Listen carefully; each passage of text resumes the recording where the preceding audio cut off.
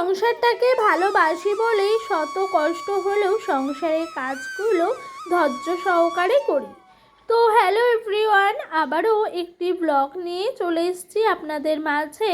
আজ হলো শনিবার, এখন বাজে ঘড়ির কাঁটায় ঠিক সকাল ওই 6:30 মতন। আজকে সকালে উঠেছি ওই 6:10।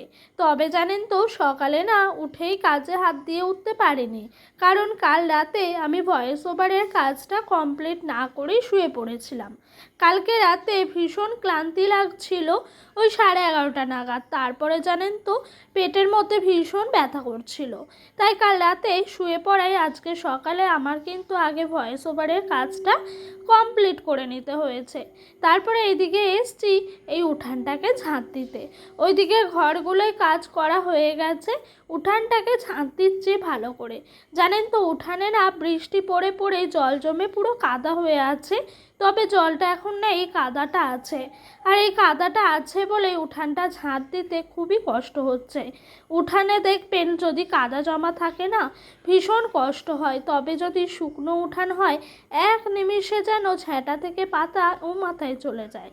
তো যাই হোক, কষ্ট হলেও কিছু করার নাই, এদিকের পাতাগুলো ভালো করে ঝাঁট দিতে হবে।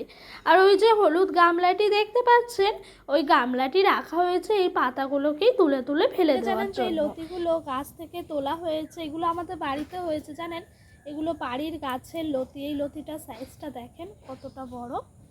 তো এই লতিগুলো তোলা হয়েছে, লতিগুলোকে দেখা যাক রান্না করা হবে একদিন। লতি চচ্চড়ি করব, আর বাড়ির গাছের জিনিসের টেস্ট তো আলাদাই হয়, তাই না বলেন? লতিগুলো কিন্তু খুব একটা সরু নয়, ভালোই মোটা হেলদি হয়েছে, ভালোই লাগবে। বাড়ির গাছের একে একে বাড়তে দেখেছি, এখন সেই লতি রান্না করে খাওয়ার পালা, তাই না? তো যাই হোক, আপনাদের সঙ্গে গল্প করতে করতে আমি এদিকে কালকেকার রাতের বাসি বাসনপত্রগুলো এরই মাঝে মেজে নিয়েছি, আর এখন দেখেন ম্যাজিক করে ধুয়েও নিচ্ছি। যাই হোক, এদিক দিয়ে সমস্ত বাসনপত্রগুলো মাজা ধোয়া হয়ে গেল, এখন ঘরে রেখে দিই। আজকে সকালে বেশ রোদ্দুর উঠেছে, আর রোদ্দুরটা দেখে মনটা এত খুশি কি বলবো। এই বিয়ে হয়ে বাচ্চার মা না হলে জানতাম না যে একজন মায়ের কাছেও এই রোদ্দুর ওঠাটাও এতটা খুশির কারণ হতে পারে। কারণ জানেন তো, ডোডোর জামা কাপড়গুলো প্রত্যেক দিনেরটা প্রত্যেক দিন শুকিয়ে গেলে বেশ ভালোই হয়, তাই আর কি ওর জামা প্যান্টগুলো কাচা ধোয়া করবো, তাই রোদ্দুরটাও দেখে ভারী মজা পেলাম। না হলে এখানে ওখানে মেলে আমাকে পরিষ্কার করতে হতো।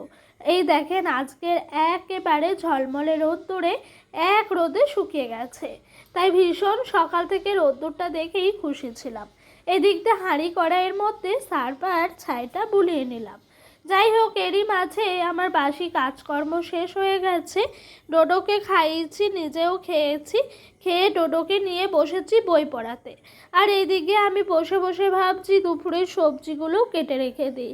তবে আজকে সকালে মূলো আলুর তরকারি হবে, সেই সবজিগুলোও কিন্তু কেটেছি। আর ডোডোকে আমি একবার করে পড়াচ্ছি, একবার করে কাজগুলো করছি। জানেন তো, এগুলো মায়েরাই পারে একা হাতে সমস্ত দিকটা সামলাতে, ভালো করে বুদ্ধি করেই করতে। আর জানেন তো, একদিকে পড়ানো একদিকে সবজি কাটা, এগুলোও কিন্তু একটা ধৈর্যের ব্যাপার আছে।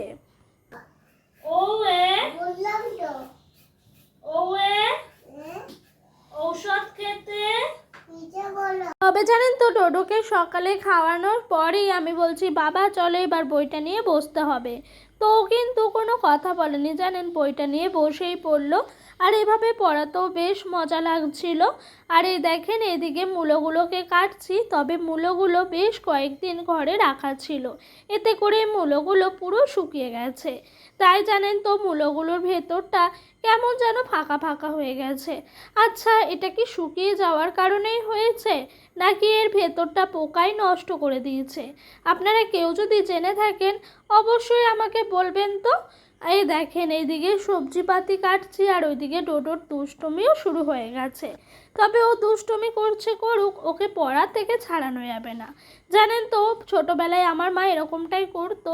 আমরা পড়ি পড়ি না পড়ি না পড়ি, আমাদেরকে বইটি মুখের সামনে দিয়ে বসিয়ে রেখে দিত, এতে করে বাইরের দিকে যেতাম না, পড়াশোনাও করতাম না, তবে বইটা নিয়ে বসে থাকতাম। সেটাই আমিও টেকনিকটা চালাচ্ছি আমার ছেলের ওপর দিয়ে। যাই হোক, ও বকছে একদিকে একদিকে পড়ছে, যেটুকুই হয় আর কি। আর এই দেখেন মূলোগুলো আজকে অনেকটাই ছিল, খোসা ছাড়িয়েই পুরোটা একেবারে কেটে নিয়েছিলাম। তো এই যে এদিক দিয়ে আমার মোটামুটি করে সকালের কাজবাজ হয়ে গেল। এখন দুপুরে রান্নার প্রস্তুতি। আজ হলো শনিবার, সেই কারণে জানেন তো আজকে না নিরামিষ রান্নাও করা হচ্ছে। আমার যখন বিয়ে হয় প্রথম প্রথম আমাদের এখানে নিরামিষ খাওয়া হতো পুরোপুরিভাবে। তারপরে ডোডোর বাবাই ব্যতিক্রম হয়ে যেত, তাই ওর জন্য আর নিরামিষ খাওয়াটা এখন হয় না। এখন শুধুমাত্র ভাদ্র মাসে এই শনিবারগুলোই আমরা মানি। তো আজকে মুগের ডাল রান্না করব, তার সাথে করব ওই যে উচ্ছে আলু ভাজা, আর করব হলো ওল দিয়ে আলু দিয়ে ডালনা। ওল আলুর ডালনার সাথে মুগের ডালটা বেশ ভালো কম্বিনেশান। তবে জানেন তো এটা গ্যাসও হয় প্রচুর পরিমাণে। ঝোল এখন টক বকিয়ে ফুটছে।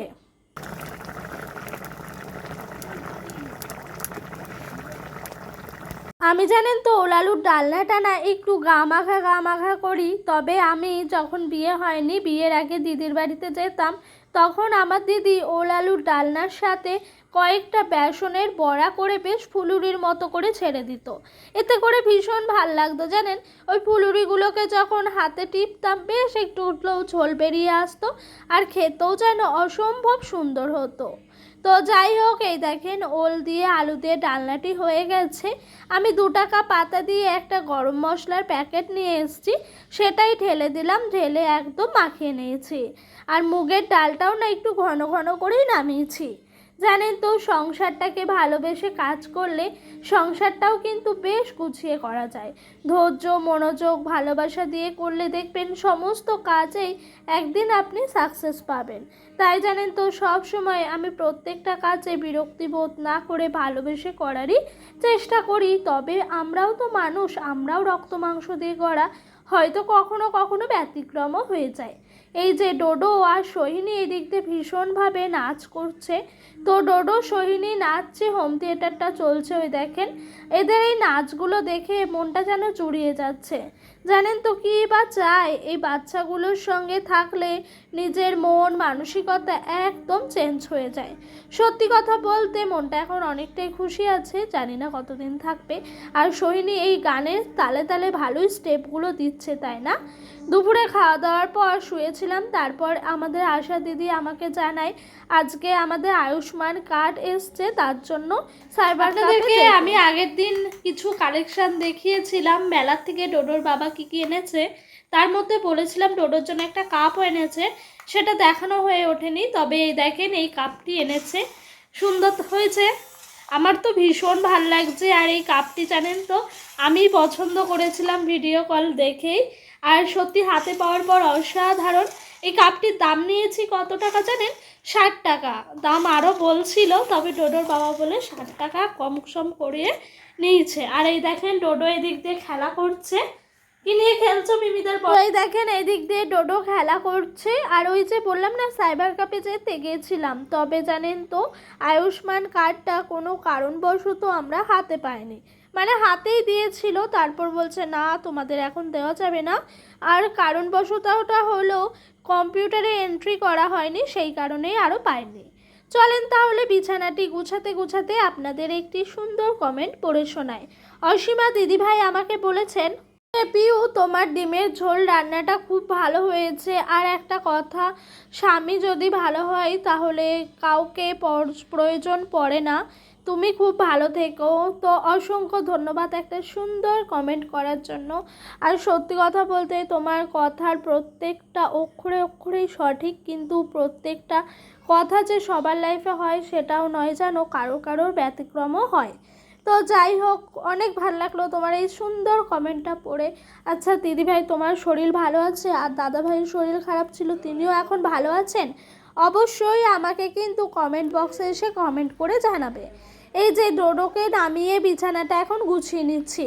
বিছানাটা অগোছালো থাকলে কেমন একটা যেন লাগে, তাই রাতে শোয়ার আগে একবার ভালো করে অন্তত বিছানাটাকে গুছিয়ে নিই।